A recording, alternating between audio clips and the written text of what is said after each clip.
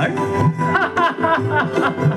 প্ৰজাপতি আহিছে প্ৰজাপতি মোৰ গাঁৱৰ ঘৰলৈ প্ৰজাপতি মানে মানে পখিলা বিবাহৰ নিমন্ত্ৰিত পখিলা কোন বাৰু সেই সপোন সুন্দৰী মালতী যিয়ে ক্ষণিকৰ বাবে আমাৰ ছাৰৰ মন ভাৱনাৰে ভবাই তুলিলে আৰু প্ৰজাপতিৰ দেউকাৰে ঘৰলৈ যাবলৈ ওলালে অকল সপোন সুন্দৰী মালতীয়েই নহয়